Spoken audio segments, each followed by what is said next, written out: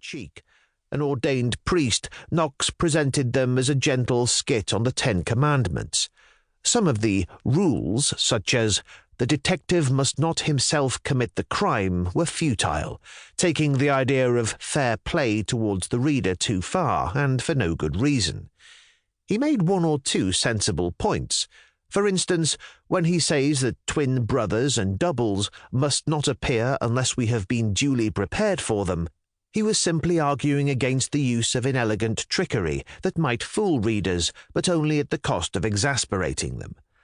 Above all, he was arguing for common sense in the writing of mysteries, urging practitioners to shun the absurd plot contrivances and racial stereotypes that abounded in early 20th century crime writing.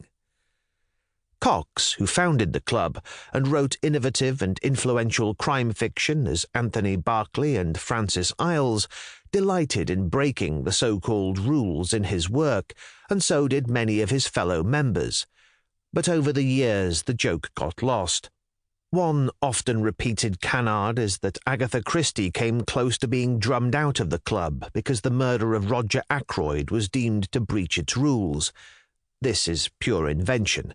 The truth is that the novel was published 4 years before the club came into existence, and it was much admired by Cox, Sayers, and Christie's other colleagues. It's tempting to go to the other extreme and suggest that the only rule for crime writers is that there are no rules. Writing is a process of trial and error, and each person has to work out what suits them best.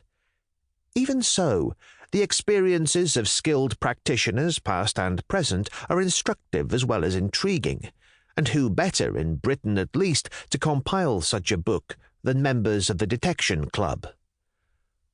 When I proposed at the club's AGM in February 2019 that we collaborate on a book of this kind in order to boost our finances, I was unsure of the likely reaction. As it turned out, everyone was highly enthusiastic. The meeting also agreed to dedicate the book to Len Dayton, our longest-serving member, as a way of celebrating the golden anniversary of his election to the club.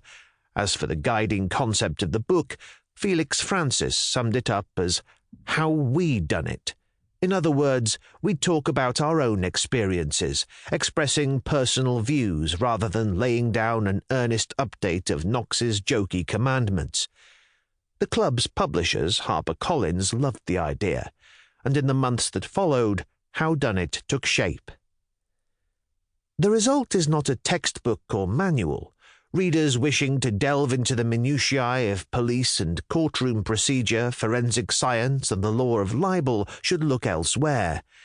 Instead, the contributors offer a treasure trove of wit, wisdom, and anecdotes.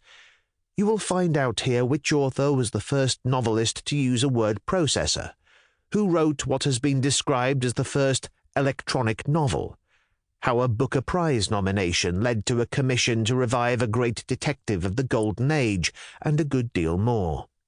There is even a step-by-step case study in correspondence of the making of a collaborative crime classic, which illustrates that the creative process is an extraordinary mixture of pleasure and pain. I suggested broad topics that members might like to write about, and offered more detailed ideas to anyone who asked for them, but I didn't try to impose conformity of approach or message or to eliminate contradictions. I wanted contributors to express themselves without feeling constrained by editorial diktats. When you were lucky enough to have the chance to work with such a gifted group of authors, it would be crazy not to give them free rein. The genre is a broad church, encompassing so many types of story, and it would be strange if all crime writers had same opinions or went about their task in the same way. As will become evident, they don't. In these pages you can hear, just as you can if you attend a major literary festival, many different voices. The contributors have diverse opinions about everything from writer's block to the crime novelist's mission. Some writers plot or outline in advance before writing the first word of a story, while others write from the seat of their pants, setting off on the journey of novel writing without having the faintest idea of where it will take them. Both approaches are explored in Howdunit, along with many other areas.